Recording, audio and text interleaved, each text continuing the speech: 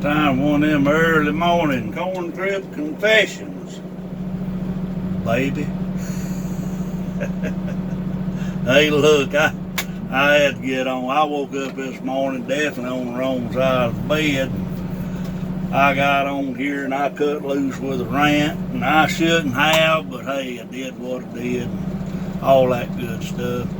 I do apologize for the few that did see it, but anyway, I posted a song this morning. A few of y'all seem to enjoy me just turning the friggin' thing on, letting the radio play. I don't do nothing but drive around. Hey, if it makes you happy, so be it. I'll do it. But I posted this song 100 times, and I swear up and down when my time comes, every which one of y'all funeral homes here in the county ends up with my body, you better put it on repeat then. But it's where I find God. I'm going to tell you something. Being a truck driver, you know, you get a lot of time to yourself in the cab. You get a chance to reflect a lot back on your life and what's going on around you. I ain't got nobody to mess with, especially 3, 4 o'clock in the morning, especially in northeast Georgia. Ain't no traffic on the road. It's just you and the big truck and good Lord. And believe it or not, I talked to him a good bit. I got studying on something. I went up and I seen them grand boys Saturday, spent a little time with them. I left a little bit early up there, and I started on back towards the house, and I made it down to Clarksville, and I figured, well, I'm going to stop in here and have me a cold adult beverage. Ended up getting a little old bite to eat. I left the place there, and I got thinking, you know, I don't go out and eat a whole lot, but the majority of the time when I do, my tip ends up being more than what the food is. Why? I don't really know. Them folks got a hard enough time making a living this day and time, and I feel like the good Lord's blessed me enough. I ain't got too many bills to pay. I don't live beyond my means. I ain't got a whole lot to show for it, and that's fine with me. He blessed me with a pretty decent paying job. And, you know, that good book says there, as long as you got food and clothing, be satisfied, and that I am. But I got thinking this morning, studying on it. Back about a year ago, I pretty much doing what I'm doing now is what I was doing then. I wasn't courting. I was staying busy working, keeping to myself. Getting myself lined back out, figured out,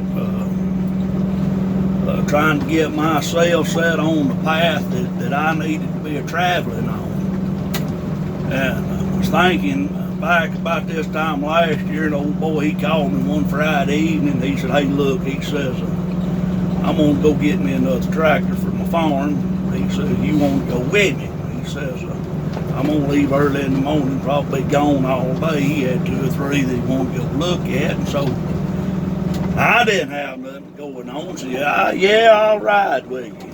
Well, we ended up loafing around western North Carolina. It done got on over in the daytime there. It done past dinner. We was both kind of hungry, and so don't remember what town we was in. We stopped at a little old cafe. Little old waitress, young gal, she come over there and she took her order, and she was just as hateful as all get out.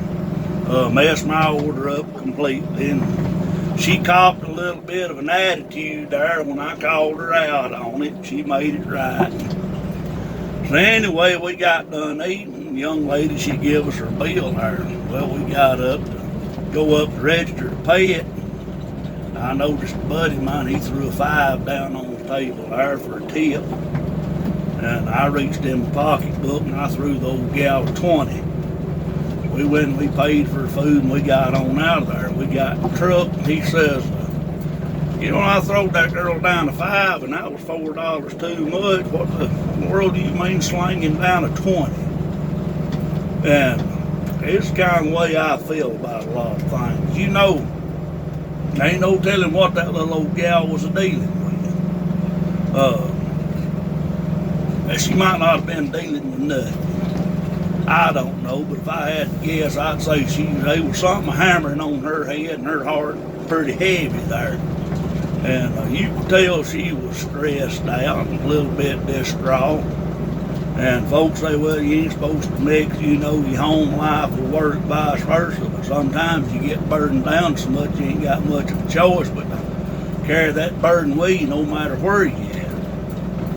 And I told him, I said, I'm just going to be honest with you. I said, we don't know what that gal was going through. I said, she might have been weighted down more than what she could handle. She knowed what she done wasn't worth $20. That attitude alone wasn't worth a plug nickel. But sometimes all you got to do is plant a little bit of seed. That old gal, she knew she was a little rough and aggravating with us. Now, this day and time, just like Miss Marla said last night, this day and time, it's a me culture that we're living in. Everybody's about themselves. It's a dog-eat-dog world, as me and Marcus Ivy discussed this morning, and that it is. You just halfway do somebody wrong nowadays, first thing they want to do is, take out some revenge on you. And, that ain't right. I rightfully don't care what you think about the Bible. It's like whatever you do down here, each and every one of us, sooner or later, we're going to stand before judgment. We're going to have to give in to account. Well, I got a lot to give in to account for. The thing about it is, I worry about me and myself because I'm the only one that's going to give in to account for me. But I got thinking, back over in the book of Romans, about 12th chapter, the Bible says, don't return evil for evil. It says, not to seek no vengeance, that you need to give the Lord room to work. And, everybody likes to use this word karma. I'm gonna tell you something, y'all can call it karma whatever you want to. I'm a firm believer that karma ain't nothing but what it says in the Bible. You reap what you sow. The Bible says, if your enemy, if he's thirsty, give him something to drink. If your enemy, if they're hungry, give them something to eat. And by doing that, you placing hot coals on top of their head. You turn around and you be good to somebody that's been awful to you, that's going to weigh on them. It might not weigh on them too much here, but when they get over yonder, they're going to find out just exactly how hot and how heavy them coals was that was placed on their head. Anyway, that was on my mind. I just want to say, take into consideration that, just because y'all worried about yourself and the treatment you're getting, that don't necessarily mean that that person that's causing you that is living a carefree life. They might have 100 times more burdens on them than what you've ever had. Do good in the eyes of others. All it takes a lot of times just planting a little old bitty seed there, and some good things can come out of that seed. And this is what I say, because I jumped the fence again. That's what I got to say about that. Old fella told me to jump the fence. Well, my answer to it is, sometimes, good Lord, He uses the foolish to confound the wise. That's what that book says. Hey, but anyway, that's what I want to share with y'all. Life's a hard road to hoe. Quit being hard on each other. Just because somebody steers you in the wrong path don't mean you got to turn around and do the same to them. Be good to them. Be good to them if for no other reason than yourself. Be good to them and be an example for other folks in this old world. Lord knows we need it. Anyway, that's all I got to say about it. I got to get out of Hull, Georgia, and get my tail back up top of the mountain and fetch me another load. I love y'all and I mean it. Yeah, baby.